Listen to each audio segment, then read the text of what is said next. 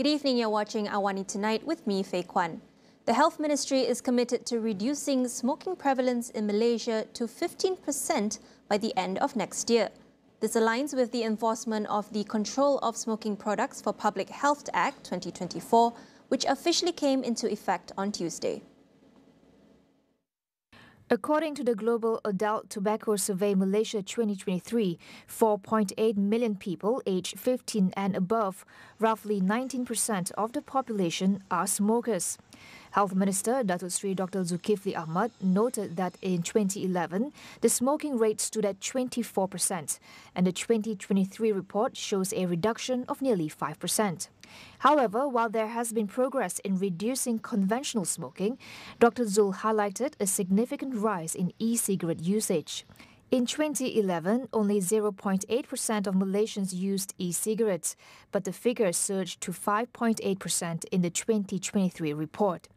Separately, laundromats and workplace buildings in both government and private sectors will be designated as non-smoking areas starting January 1st next year. This brings the total number of non-smoking zones to 28. The new act covers various aspects of smoking products, including sales, promotion, packaging, labeling, and point-of-sale displays. While the ban on smoking and vaping in certain areas is now in effect, other provisions of the law will be enforced in phases over the next 6 to 12 months.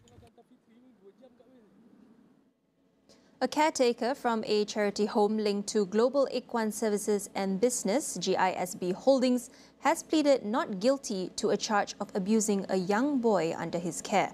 This marks the 8th person charged in connection with the abuse, threats and assaults on children in GISB care homes since the police launched Ops Global.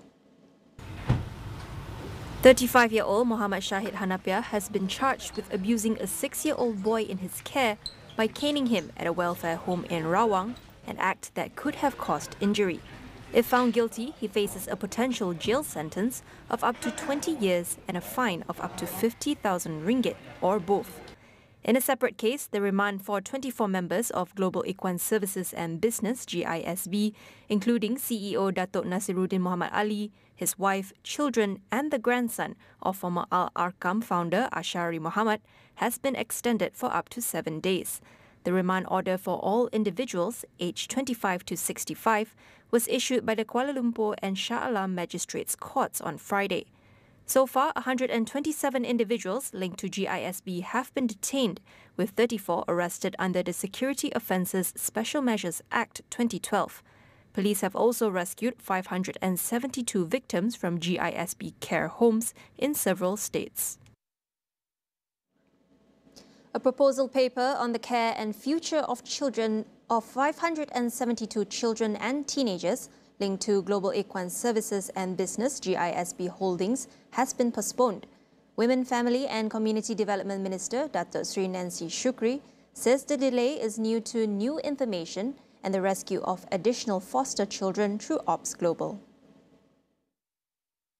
She added that the process is still ongoing, with many children needing to go through certain steps, including identification involving the National Registration Department. Nancy hopes the process will be completed in time for the proposal to be presented to the Cabinet next week. The Social Welfare Department has opened 11 safe houses for the 572 victims rescued under Ops Global. On September 11th, police rescued around 400 children during raids on 20 GISB-linked care homes in Selangor and Negeri Sembilan, with more children rescued in follow-up operations. Companies are being urged to offer higher wages to employees to mitigate the effects of wage compression. Economy Minister Rafizi Ramli highlights that although pay increases for the lowest paid workers should elevate the wage band for higher skilled employees, this shift is not happening as anticipated in Malaysia. Because companies and majority of enterprises in Malaysia are micro and small industries, when they have to pay the lowest level job at 1,500, for example, they actually don't have enough to increase the subsequent pay levels. So what do? They follow the law to pay for the entry level, highest, the lowest skill level, but they reduce or they stagnate the salary level for the subsequent graduate experience. Rafizi made these remarks while speaking at the inaugural Malaysia Semiconductor Recruitment Day in Kuala Lumpur. The minister also urged Malaysia's semiconductor industry to diversify beyond its heavy reliance on multinational corporations and manufacturing capabilities to secure its position in the global market. Malaysia and Pakistan are committed to significantly growing bilateral relations, says Prime Minister Datuk Seri Anwar Ibrahim. In his 3-day visit to Pakistan, Anwar says both leaders engaged in serious discussions to boost cooperation in all areas of trade. These include agricultural technology, including meat, rice and the import of palm oil by Pakistan. Both countries will also expand cooperation in the area of skilled workers in critical fields, including artificial intelligence, digital and semiconductor. The visit also concluded with potential trade deals worth 2.65 billion ringgit and investment commitments worth 100 million ringgit in the halal sector to be realized within 3 years. Both countries will commence discussions next month to review the Malaysia-Pakistan Closer Economic Partnership Agreement. Anwar is now in Bangladesh for an official visit, the first visit by the head of government since the formation of the interim government led by Nobel laureate Dr. Muhammad Yunus. 4 Malaysians have safely arrived at Kuala Lumpur International Airport, KLIA, this morning after being evacuated from Lebanon following rising tensions in the Middle East. Their departure from Beirut via a commercial aircraft was facilitated by the Malaysian embassy there. Another individual is also scheduled to arrive later in the day. The ministry confirmed plans to evacuate the remaining Malaysians and their family members, making up 16 people. It will also ensure the safety and well-being of Malaysian citizens in Lebanon. We'll be back with more after the break. Stay tuned.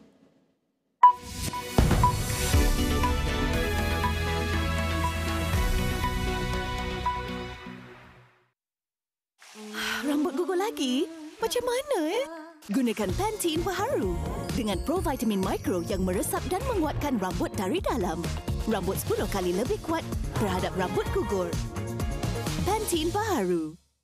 Malaysia sebenarnya berada di kedudukan kedua terburuk di dunia berkaitan keseimbangan hidup dan kerja. LRT3 sudah akan mula beroperasi suku ketiga 2025. Kerja-kerja fizikal dan penstrukturan sudah mencecah 95%. KPM sebenarnya sedang memperincikan cadangan untuk menyediakan allowance kos sara hidup tingkatan 6. Libat urus antara umat Islam dan agama lain penting supaya dapat mengelakkan ataupun membawa kepada Islamofobia.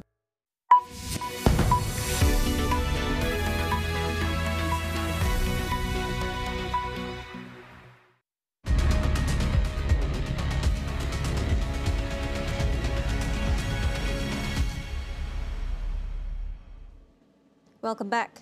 An Israeli airstrike has hit a key road out of Lebanon into Syria, where thousands of people have been fleeing. Lebanon's transport minister says the strike hit the Masna border crossing, leaving a 4-meter-wide crater. The Israeli military has accused Hezbollah of using the crossing to transport military equipment into the country. The United Nations estimates 130,000 people have fled into Syria since September 23rd. Lebanon's health ministry said 37 individuals were killed by Israeli ground and air offensives in the past 24 hours.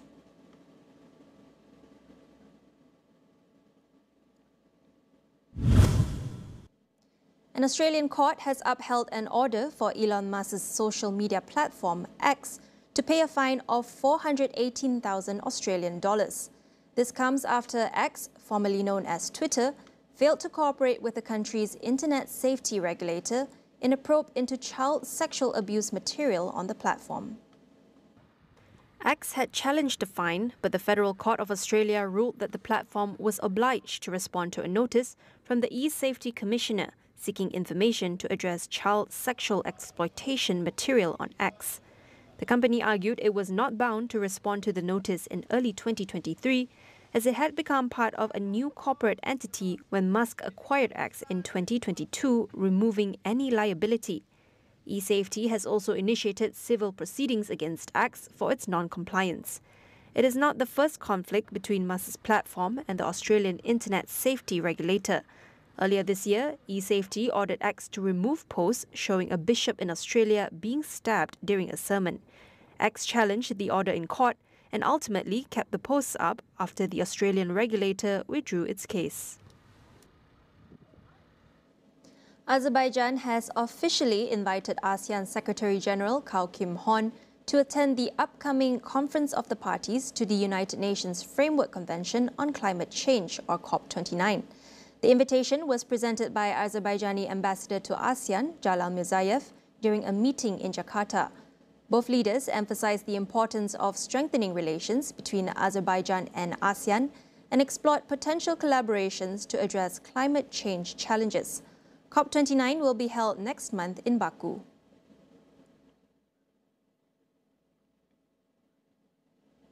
Youths are the most impacted by climate change, despite contributing the least to the crisis.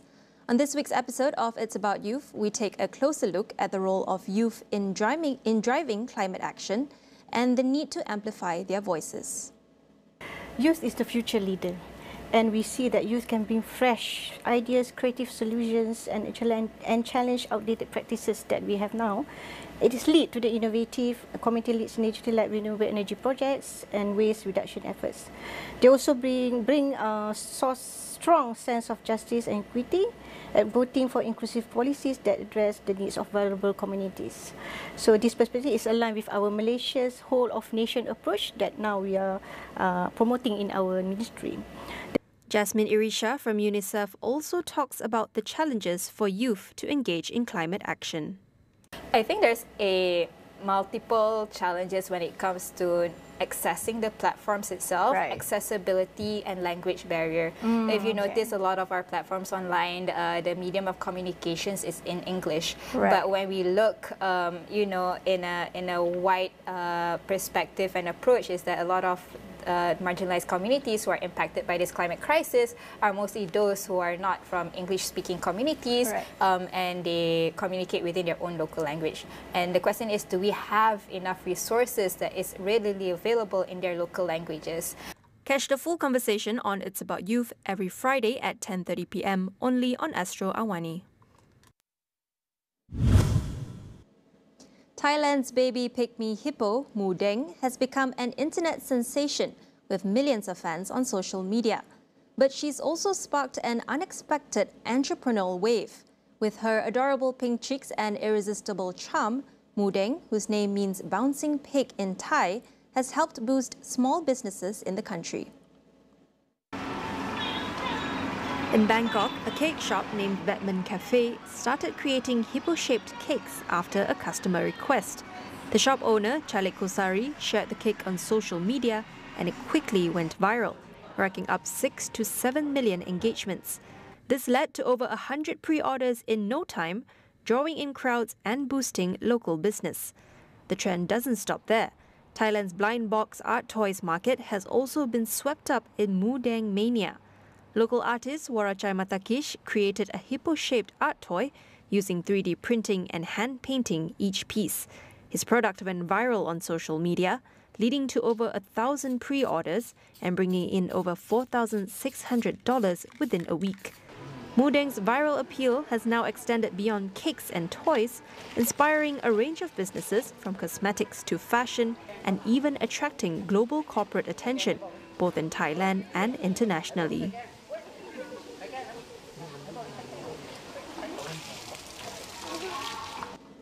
That wraps up AWANI Tonight. I'm Faye Kwan. Thank you for watching and good night.